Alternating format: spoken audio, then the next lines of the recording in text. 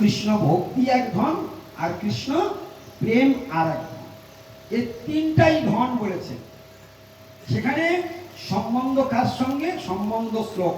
আর কৃষ্ণের সঙ্গে আমাদের সম্বন্ধ, সেই কৃষ্ণের পরিচয় কি প্রথম শ্লোকে কালকে আমরা পাই নাই? কৃষ্ণের পরিচয় কি শ্লোকের মধ্যে ছিল না? হ্যাঁ, সেই কৃষ্ণ তিনি একমাত্র অভিজ্ঞ। কোন বিষয়ে অভিজ্ঞ? সেখানে বলছে অভিজ্ঞ স্বরাট। অভিজ্ঞ মানে কি সেটাও ব্যাখ্যা হয়েছে।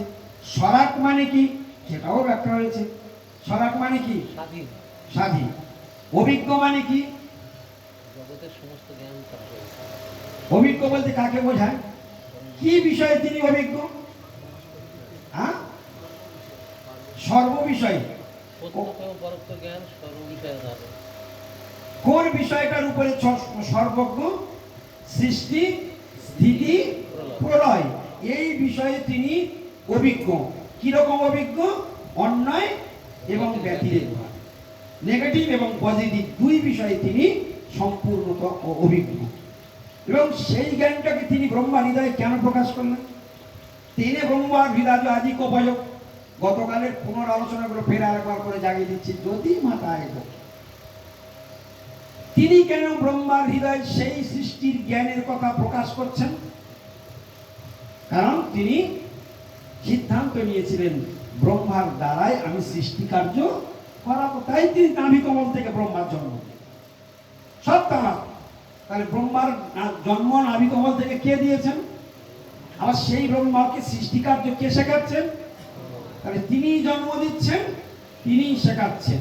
আবার তিনি গুণ অবতারের ব্রহ্মা, আবার কৃষ্ণই ব্রহ্মা। কোন সূত্রে ব্রহ্মা?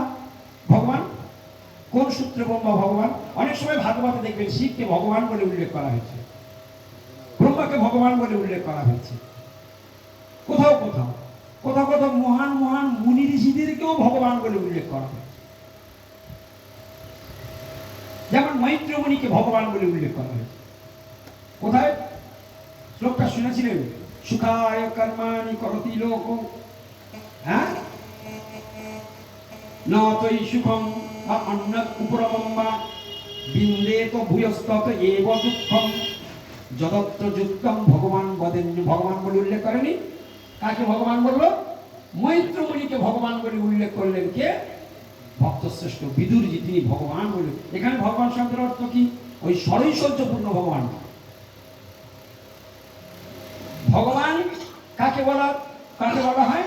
যিনি ষড়ৈশ্বর্যে পূর্ণরূপে বর্তমান, তিনি ভগবান। কিন্তু মৈত্রমণি তো ষড়ৈশ্বর্যে পূর্ণ নয়, তথাপি তাকে কেন ভগবান বলে উল্লেখ করা হলো? বিদুরজি কেন তাকে ভগবান বলল? এখানে ভগবান শব্দের অর্থ কি? ভগবানের ন্যায় তিনি গুরুতত্ত্ব। যেহেতু ব্রহ্মাজি শিষ্য সূত্রে তার কাছে হরিকথা শুনছেন, ভগবান তাকে নির্দেশ দিয়েছেন, তাই গুরুদেবকে আমরা কখনো হরিদেব বলি, তাকে কি বলি? গুরুদেব বলি, আবার তাকে হরিদেব বলি। তাহলে সেই সূত্রে তিনি ভগবান, এই সূত্রে। কিন্তু সেখানে এই ভগবান শব্দের প্রকৃত অর্থ দাঁড়ালো হে মহান, হে মহাত্মা। এটাই এখানে ভগবান শব্দের কি দাঁড়ালো? বিদুরজি যে মৈত্রমণিকে যে ভগবান বলে উল্লেখ করেন, তার কি মানে দাঁড়ালো? হে মহান, হে মহাত্মা। ওই শ্লোকটি দেখো আমরা কিরকম জালে পড়ে রয়েছি। কি সুন্দর প্রশ্ন। প্রশ্নটাই শুনলে জীবন ধন। কোথায় ব্যাখ্যা হয়েছিল মাস্টার? কোথায় শুনেছিলেন? হ্যাঁ, হরে কৃষ্ণ। এই যে শ্লোকটা তোমরা কে কে জানো? সুখায় কর্মাণি করতি লোক ন তৈ সুখম বা অন্যৎ উপরমম বা বিন্দেত ভূয়স্তত এব দুঃখম যদত্র যুক্তম ভগবান বদেন্যম। নবদ্বীপ হয়েছিল আমতলাতে। আমতলাতে শ্লোকের অর্থ বলতে পারবে? কটা পয়েন্ট করা হয়েছিল? কটা পয়েন্ট ছিল? ভেবে নাও, তারপর বলো। চিন্তা করো, ভাবো আগে। এই শ্লোকের মধ্যে কটা প্রশ্ন একসঙ্গে? একটা প্রশ্ন, কিন্তু তার মধ্যে কতগুলো ভাগ দেখিয়েছিলেন, যা আমাদের জীবনের সঙ্গে একেবারে মিশে রয়েছে। এমন প্রশ্ন করেছিলেন বিদুরজি। ভাগবতটা কি? ভাগবতটা কি জিনিস তোমরা জানো? ভাগবত হচ্ছে গুরু শিষ্য সংবাদ, আর কিচ্ছু নেই অন্য। সেফ শুধু গুরু শিষ্য সংবাদ। শিষ্য প্রশ্ন করেছে, গুরু উত্তর দিয়েছে। একবার ভক্ত আর ভগবানের প্রশ্ন আর উত্তর, এই নেই ভাবনা। আর এটাই হলো একেবারে জীবনের সার, গুরু শিষ্য সংবাদ, প্রশ্ন উত্তর। হ্যাঁ, ভরপুর একটা। এই জন্য সর্বসিদ্ধান্ত রত্নার্থ, এমন এমন প্রশ্ন, এমন এমন সিদ্ধান্ত সেখানে আছে। সনাতন গোস্বামীপাদ বললেন ভাগবত হচ্ছে সর্বসিদ্ধান্ত রত্নার্থ, একবার সিদ্ধান্ত রত্নের খনি সব। তাই যারা শুদ্ধ ভক্ত সঙ্গে নিরন্তর সাধু সঙ্গে ভগবানের দিব্য বাণী শ্রবণ করবেন, তারা প্রতিদিনই কোনো না কোনো সিদ্ধান্ত তারা শিখতে পারবেন। কিন্তু তারা হবে ভাগ্যবান যারা সিদ্ধান্ত যেদিন যেটা বর্ণন হবে সেদিন তৎক্ষণাৎ যদি ডায়েরিতে নোট করতে পারে, তাহলে সেটা আরো বড় ভাগ্যের কথা। কারণ আমাদের স্মৃতিতে এতটা জোর নয় সুত গোস্বামী পাদের মতো। হ্যাঁ, পরীক্ষিত মহারাজের সভাতে বসে ভাগবত শুনলেন, সুখদেবজি বর্ণন করলেন, আর সুত গোস্বামী পাদ সেটাকে পুরো একদম রেকর্ডিং করে নিয়ে, ব্রেনে রেকর্ডিং করে নিয়ে সেটাকে আবার নৈমিষারণ্যে পরিষ্কার করে দিলেন, পরিষ্কার করে শিখিয়ে দিলেন। তো এই যে ব্রেন, হ্যাঁ, কিরকম ব্রেন ছিল তার। সার্বভট্টাচার্য মিথিলায় গেলেন, পুরো বিদ্যার টোল সব যা কিছু শিখে নিয়ে একবার নবদ্বীপে চলে আসলেন। আর কোনোদিন মিথিলাতে কারো শিক্ষা করতে যেতে হয়নি। সার্বভট্টাচার্য এইরকম ব্যক্তিত্ব ছিলেন, এরকম তার ব্রেন ছিল। এই জন্য শ্রীমদ্ ভাগবতের স্মৃতি আর বিস্মৃতি বলে দুটো শব্দ আছে। স্মৃতি আর বিস্মৃতি, আচার্যদেব আমাদের ভক্তিপ্রসাদ শ্রী গোস্বামী ঠাকুর, তিনি কোনো এক সময় তার আর্টিকেলে তিনি বলেছিলেন, যার স্মৃতি আছে সে মহাভাগ্যবান, যার বিস্মৃতি বেশি মানে খুব ভুলে যায়, সে হলো দুর্ভাগ্য। আর যে যত মনে রাখতে পারে সে তত ভাগ্যবান। এবার নেগেটিভ দিক থেকে যদি বিচার করি, এটা পজিটিভ দিক, যে যত স্মৃতিতে ধরে রাখতে পারে সে তত ভাগ্যবান, যে যত ভুলে যায় সে তত দুর্ভাগ্য, এটা পজিটিভ দিক। আর নেগেটিভ দিক কি, জড়জাগতিক নোংরাগুলো যে যত বেশি মনে রাখে সে তত দুর্ভাগা পড়া কথা।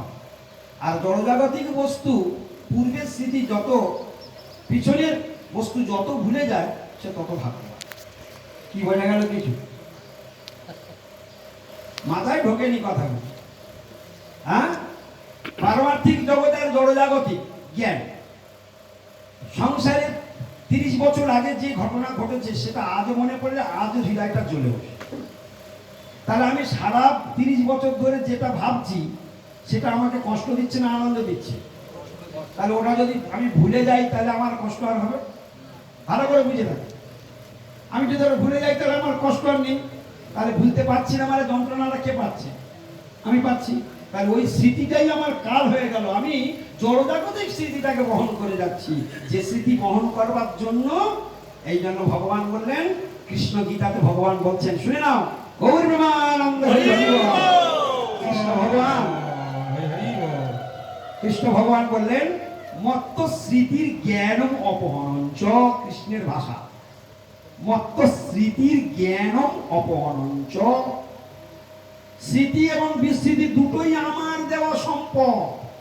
কেউ যদি আমাকে ভাবতে চায় আমি ধীরে ধীরে তার স্মৃতিটাকে বাড়িয়ে দিই, আর কেউ যদি আমাকে ভুলে থাকতে চায় আমি ধীরে ধীরে তার বিস্মৃতির অতল তলে তলিয়ে দিই। যাও, যে আমাকে ভুলতে চাইবে আমি তাকে সহযোগিতা করব, যে আমাকে মনে রাখবার চেষ্টা করবে আমি তাকেও সহযোগিতা করব। এখন আপনারা কি করবেন?